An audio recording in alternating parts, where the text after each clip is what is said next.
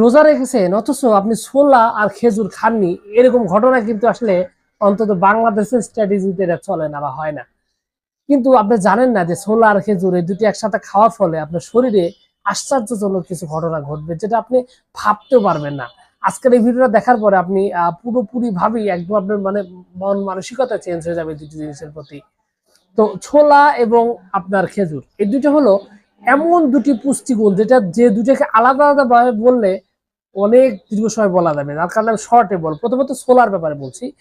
ছোলা হলো আমাদের প্রাকৃতিক একটা সুপার ফুডের মতো একটা খাবার, যে খাবারের ভিতরে প্রচুর পরিমাণে রয়েছে বিভিন্ন ধরনের ভিটামিন, রয়েছে ভিটামিন বি6, জিঙ্ক রয়েছে, আয়রন রয়েছে, আপনার আমরা জানতে পেরেছি।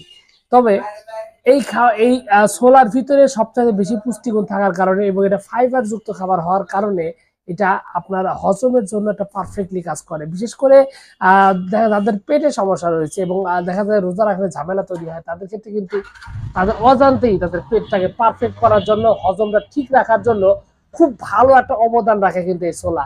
সেই সাথে এই ছোলায় কিন্তু প্রচুর পরিমাণে আপনার আপনার রয়েছে আপনার মিনারেলস রয়েছে, প্রচুর পরিমাণে আয়রন রয়েছে। তো এই আয়রন থাকার কারণে আপনার যে রক্ত স্বল্পতা রয়েছে, শরীরে যে রক্ত শূন্যতা রয়েছে, সেটা কিন্তু খুব দ্রুতই সমাধান করতে পারে এবং আপনার শরীরকে প্রচুর পরিমাণে এনার্জেটিক করতে সহায়তা করে। অনেক ক্ষেত্রে এমনটাও দেখা যায় যে আপনার অনেকের যে দেখা যায় ক্যান্সার জটিলতা যে রয়েছে, তাদের এই ক্যান্সারের জটিলতাও কিন্তু মোটামুটি অনেকগুলো আপনার ভালো একটা উপকার করে আর কি, আপনার ওই ক্যান্সারের কোষটা নষ্ট করার জন্য বেশ খানিকটা উপকারিতা কিন্তু এখানে রয়েছে।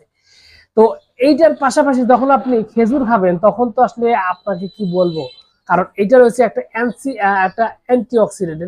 এত বেশি পরিমাণে এটার ভিতরে অ্যান্টিঅক্সিডেন্ট রয়েছে যে আপনি যদি খেজুর নিয়মিত খেতে থাকেন বা ইফতারের সময় এটা যদি খান, তাহলে আপনার শরীরের যে রোগ প্রতিরোধ ক্ষমতা সেটা প্রচুর পরিমাণ বেড়ে যাবে, যার কারণে আপনি কখনো অসুস্থ হওয়ার যে বিষয়টা সেটা থাকবে না। অনেকে ঘন ঘন অসুস্থ হন, প্রায়ই অসুস্থ হন, নতুন নতুন রোগ, এই জিনিসটা মোটেও থাকবে না।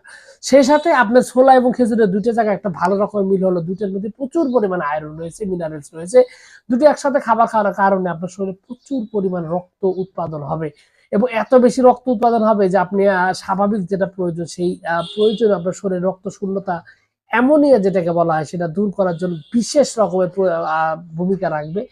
অনেক মেয়ে রয়েছেন, মহিলা রয়েছেন যারা বাচ্চা মানে জন্ম দিয়েছেন বা দিবেন, যার কারণে শরীরে রক্ত স্বল্পতা রয়েছে, এই বিষয়টা খুবই দ্রুত পরীক্ষিত ভাবে এবং অতি দ্রুত এটা সমাধান করতে সক্ষম ছোলা এবং আপনার খেজুর।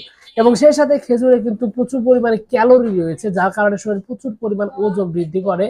তো ওজন যারা মানে স্বল্পতার পাশাপাশি ওজনহীনতায় ভুগছে, যাদের ওজন নাই, শরীরে লিগলিগে চিকন, তাদের ক্ষেত্রে কিন্তু এই খেজুর একটা অদ্বিতীয় একটা ঔষধ তাদের ওজন বৃদ্ধি করার জন্য। আর একটা বিষয় গুরুত্বপূর্ণ, যারা ডায়াবেটিক্স রয়েছে তাদের ক্ষেত্রে ছোলা কিন্তু ডায়াবেটিক্স নিয়ন্ত্রণের জন্য বেশ ভালো রকমের অবদান রাখে, কারণ এটা গ্লুকোজের মাত্রাটা কন্ট্রোল রাখতে হেল্প করে। ঠিক একই রকম ভাবে আপনার এই খেজুরের ক্ষেত্রে অনেকে ডায়াবেটিস আক্রান্ত মানুষ খেজুর খেতে চান না মিষ্টি বলে, কিন্তু সত্যি কথা বলতে খেজুরের ভিতরে যে মিষ্টিটা রয়েছে এটা সম্পূর্ণ প্রাকৃতিক, যার কারণে ডায়াবেটিস আক্রান্ত রোগীরা যদি খেজুর খেতে থাকেন তাহলে তাদের বিশেষ কোনো সমস্যা হবে না। যদি পরিমিত মাত্রায় ঠিকঠাক মতো খান তাহলে দেখবেন যে খেজুর খেলে আপনার কোনো সমস্যা হবে না। তো ছোলা এবং খেজুর দুটো একসাথে খাওয়ার পরে আপনার শরীরে একটা সুপার এনার্জেটিক একটা অবস্থা তৈরি হয়, শরীরে প্রচুর পরিমাণে এনার্জি, বল শক্তি আপনি পেতে থাকেন এবং আপনার শরীরকে দীর্ঘদিন বেঁচে থাকার জন্য, জীবনী শক্তি বৃদ্ধি পাওয়ার জন্য যা যা দরকার তা সবই কিন্তু আপনার এই দুটা খাদ্যে আপনি পাবেন।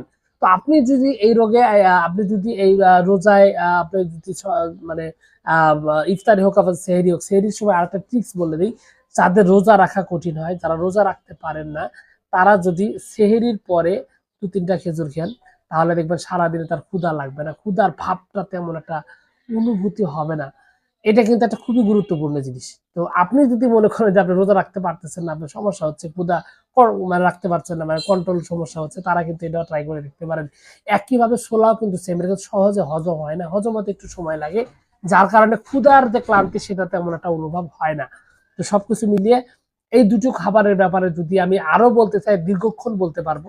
তবে এইটুকুই বলছি যেটুকু আপনার জন্য, আপনার শরীরের জন্য সম্পূর্ণ পারফেক্ট, এনার্জেটিক এবং এনার্জির দিক থেকে, বল শক্তির দিক থেকে এক কথায় দুর্দান্ত রাখবে। তো তো সবকিছু মিলে এইটুকু ছিল আজকের ভিডিও। আশা করছি পুরো তথ্য আপনার কাছে অনেক অনেক বেশি ভালো লেগেছে। আর যদি লেগে থাকে অবশ্যই ভিডিওতে একটি লাইক দিন, আর চ্যানেলের প্রথমবার এসে থাকলে অবশ্যই চ্যানেলটি সাবস্ক্রাইব করবেন। কোনো প্রশ্ন কোনো মতামত থাকলে অবশ্যই চ্যানেলটি আপনি কমেন্ট করে জানাতে পারেন। তো ভিউয়ার্স, আপনাদের সকলকে অনেক অনেক ধন্যবাদ। আসসালামু আলাইকুম।